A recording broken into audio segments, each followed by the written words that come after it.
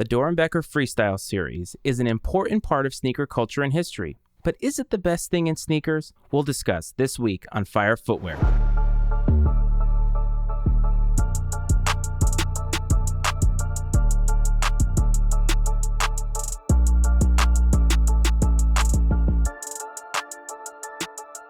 What's up, sneaker fam? Welcome back to Fire Footwear, a sneaker podcast. As always, I am your host, Matty Ice, and I hope that this finds you well.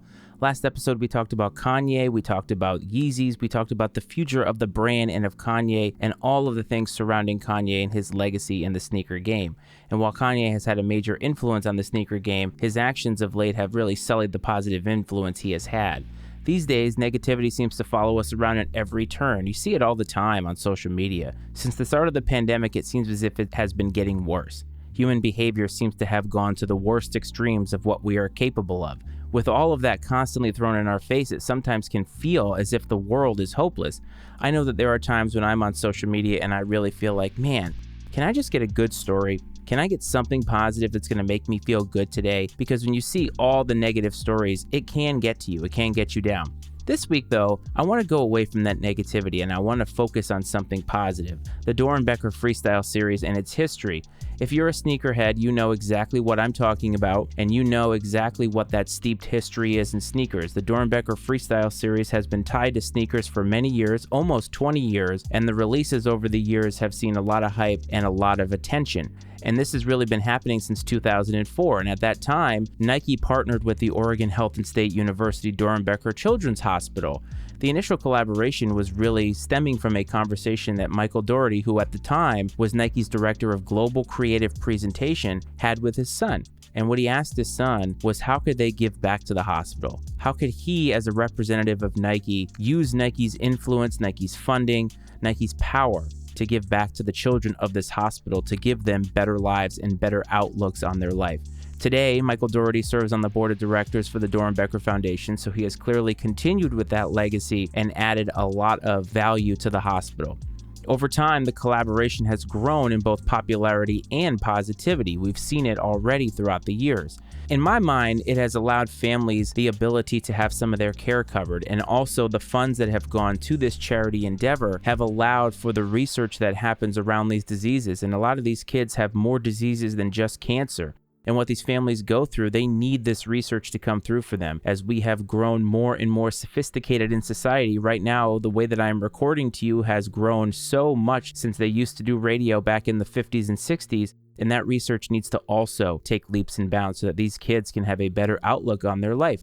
The idea behind the initial collaboration was that Nike would bring in kids from the hospital to help design these shoes in their own image. Really, what they wanted to do was have it be a symbol of empowerment for their journey through whatever it was their disease was, to use the product as a matter of influence. The first design was in 2004, and it was a Nike Zoom Air FC. At the time, Nike SB was blowing up into what it is that we know today. Obviously, we associate Nike SB with the Nike Dunk High, the Nike Dunk Low, and all of those classic pink box silhouettes that we know. But this was not a silhouette that was necessarily known to sneaker culture as a whole, but it was known in the skateboarding community. Every year, the project has seen more and more silhouettes come out, more and more designs used, and more styles be brought to the table. Now keep in mind, in 2004, the world was not what it is today, and sneaker culture wasn't what it was today. I think the advent of social media has allowed sneaker culture to blow up, and while it has positive influences in being able to have these influences of, say, the Doernbecher Freestyle series come out and be spread to the masses, it also has allowed for more and more eyes to come on the product, and therefore we have seen some negative aspects of that as well. Honestly though, unlike most other collaborations that happen with hype personalities like Travis Scott, for instance, these shoes are solely about the kids. I know that whenever these big time designers come in and put out a shoe and they design a shoe, it is in their own image. But to me, the story doesn't have the same significance because what they end up having is a profit given to them. Travis Scott, Virgil Abloh, J Balvin, anybody that is designing Jordans right now, they're going to make a lot of money off this design. It is a creative outlet for them. It is something that is expressing their own individuality and creativity. At the end of the day, it is for profit. Like anything good, sneaker culture really absorbed it and assimilated it into our collective. And each year that has passed, we've seen more and more shoes and more hype, to the point that a lot of the classics, or what are definitely agreed upon as the classics of the Doernbecher Freestyle series, have been worn by celebrities and sports figures alike. We've seen PJ Tucker, who we know is a huge sneakerhead. We've seen Travis Scott wear them. We've seen tons of people wear them at this point. And they have received so much of a shine over the years that some of these shoes actually received a re-release. Over the years, though, the releases have become more and more common, more and more larger, and have more and more of an influence, and I guess by extension been able to make the hospital more and more money. At first, these were really small releases. We saw like 500, maybe 600 pairs. And if you know or think about how many people are vying for these shoes today, that is a really small release. And I think the idea at the time, one, was that there wasn't a huge influence. Sneaker websites didn't really exist. Sneaker Instagram, sneaker Twitter didn't exist. So people didn't necessarily know everything there was to know about these. Today on social media, we get a photo of these shoes a year before they actually come out. So we can get hyped for them, we can plan for them, and that's really how you have to engage in sneaker culture today. It wasn't like that 20 years ago. And I think what you have seen now is that the more and more of these shoes that have come out, the bigger sneaker culture has gotten. Some of these shoes, especially the classics, have received a larger release or sometimes more than one. Unfortunately, though, the combination of popularity and availability has brought them to the resale market table. Shoes that were designed to inspire and display purpose now have become commodities like all the other shoes, and I guess I can't really hate on that. That's really what this country was founded upon, or that's really what capitalism is all about. We're out to make a dollar, we're out to make a buck. And if there are resellers out there whose livelihoods are dependent on sneaker culture, the Doernbecher Freestyle series, no matter what the significance of them and no matter what the inspiration behind them, they do see them as commodities. These were shoes that were designed to inspire and display purpose, and unfortunately now people are trying to flip them as if they're any old thing. But I do feel like the people that are flipping them today don't necessarily understand the significance of them. When they see a shoe like that and they see how much it is worth because there are so few of them, and obviously because there are so few of them, the exclusivity of them makes them much more valuable in the sneaker game today. But when they see them and they flip them, do they understand what they're about? I actually don't think that most people do. I actually think if you're a sneakerhead listening to this today and you know about this series that I'm talking about, you know exactly why somebody would want to have a pair of these. Because you yourself, somebody you know, or maybe even your kid can relate to the struggle that some of these kids are having, and the designs are inspirational for them. In my mind, I kind of feel like GOAT and StockX should have never really had these on their radar. I don't think they should ever resell them. And I know rep makers wear them, and I know that in the rep market, a lot of people want them. I just feel like they should be off the table. Only the ones that were made should ever be made. Now, maybe you will say, well, doesn't that apply to all the other shoes? Sure, you can make that argument. We're not debating that here. But what I'm saying is that the significance of this with the hospital connection, the kids, the diseases, everything that they go through, really the only pairs that should be made or worn should be the ones that were designed and made on the initial run, and that's it. To me, the Freestyle series is one of the best things in sneakers, because when I see these shoes, I know that these stories are true, that they're genuine, and that the kids that are part of these designs have really been saved in more ways than one. Sure, the money and the funding that goes to the hospital is critical in research and it's critical in care, but if you think about it, the mental aspect of it, the mental health aspect of being a part of this, it gives them a jolt of life. We see that all the time on Make-A-Wish. When these athletes, these celebrities, or whoever it is, grant that last wish for one of these kids, that particular day is just immensely positive for them. And how can you ever look at that and say that's a bad thing? No doubt, though, sneakers have been a part of our culture for such a long time that something like this, I know, directly touches a lot of people. If you think about the hospital and the amount of notoriety it has received through this and the amount of people that probably seek it out for whatever it is that their children are going through, there's a lot of people in the world who have been touched by this hospital. But also think about how many of those people could be sneakerheads. How many of those people, having heard about this through sneakers, are also seeking it out because they themselves now have a personal connection to what the hospital is doing, or they need the hospital's research, they need their medical care. And so sneakerheads maybe before then just thought of it as a really cool thing, something that they could be positive about. and now they actually need those resources. To me, I think that is the most inspiring part of it. It's the reality of it. I know we're listening to a sneaker podcast, and sneakers are just a commodity. Sneakers are a thing. In the end, we will not be buried with any of our things. Well, I shouldn't say that. I'm sure some of you will want to be buried with your Jordans, but I'm saying in the terms of our existential existence, in terms of who we are not defined by our sneakers. We're defined by our actions. We're defined by our stories, our legacies, our story arc in life. And for a lot of these kids, the story arc is a very negative one. Their tragedy has been turned into a positive by this. And for a lot of people, a negativity has been turned into a positive because they've been able to know about this and seek this hospital out.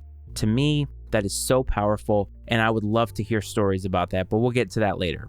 In the end, though, the sneakers themselves speak volumes. I know that I say that a sneaker with a backstory is a better sneaker than just a general release, and I think that 100% applies here. The ones that have always stood out, though, are the classics of this, and no matter whether they're part of this series or not, if you go back through the annals of Air Jordans, the annals of sneakers, what you are going to find is that a lot of these shoes are part of the lore of sneakers. It just is what it is. It's a very, very cool thing, and no matter whether they're designed by kids or whether they're designed by adults, the fact of the matter is they're cool shoes, and I'm going to name off the 4 that have always stood out to me and that I love the most. The first is the Nike Dunk Low from 2019. It was designed by Joey Bates, and really it was paying homage to who was his favorite player at the time, Clay Matthews of the Green Bay Packers. Now, I'm not a Packers fan, so Packers colors really aren't my thing. Quilted sock liners, though, that was a thing before the Ama Maniere 3 came out, which, by the way, was the sneaker of the year last year. American flags on the tongue. It really was a shoe that stood out. Now, it doesn't seem like something that you could wear all the time, but again, this is about the inspiration that it provides, and to see these kids put their own story into a sneaker, I think is fascinating. So this is one of my favorites because the Dunk Low is my favorite silhouette of all time, and this was just a great, great one.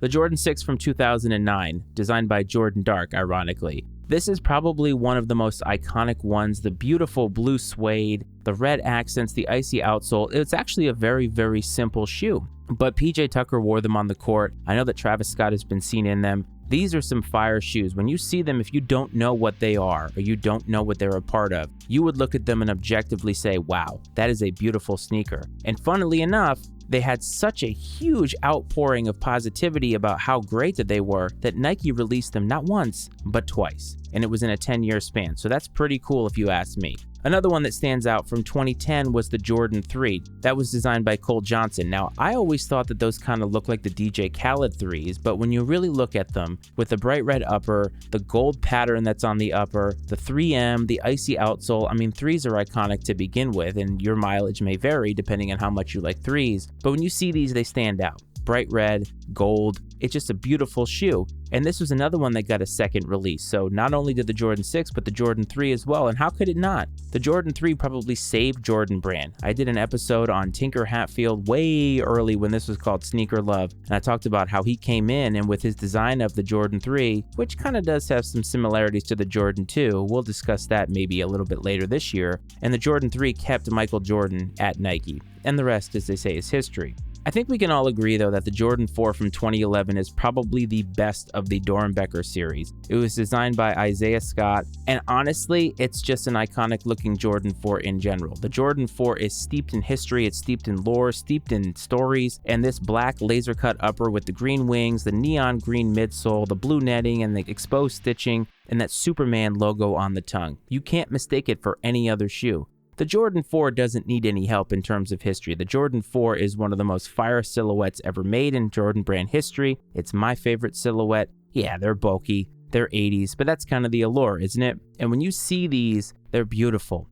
They're sleek, they're efficient, and they're just perfectly designed. And to me, it is amazing that a kid came up with this. But again, this is in his own image. And there have been so many more silhouettes that never get the love that these Jordans get. Now, I named a lot of Jordans because that's what I'm familiar with, but there have been so many silhouettes. A lot of the silhouettes that are out there that have been putting in the good work for Nike that don't ever get that love. And honestly, each of these designs by these kids has added to the lore of it. It's just amazing. And for these kids to have designed these are kids. Think about how much money people get paid to design sneakers. It's amazing that they were able to do this. And I think a lot of the designers and Nike themselves have allowed the kids to really steer the ship and not trying to influence them in one way or the other. And for their vision, which is really sculpted by tragedy to reach the masses in this way is incredible, and I think that they have a lot to be proud of, and I know that there has been a lot of positivity spread. I do ask you though, should sneakers as a whole do more for children's hospitals globally? Sure, we know about this, but what else can they do? What can the other brands do? And what shoe from the Freestyle series gave you the most inspiration? Not which one is the best, but which one inspired you? Which story inspired you? Do you own a pair, or do you know someone who does? Do you know someone who is directly affected by the Doernbecher Hospital? Let me know. Reach out to me. You can find the show on Instagram at Fire Footwear Pod is the handle. You can find me on Twitter at mattfratescreations is the handle for that. Please give the show a follow on those platforms. Send me a message with your thoughts. Let me know what your favorites are. Also, if you're listening on Apple or Spotify, please hit follow so you don't miss an episode. I come out with content every single week. I wouldn't want you to miss it, so please hit that follow button. And while you're at it, a rating and review would also be amazing and greatly appreciated. As always, thank you for tuning in this week. I hope that this finds you well, and I will talk to you next week. This is Fire Footwear.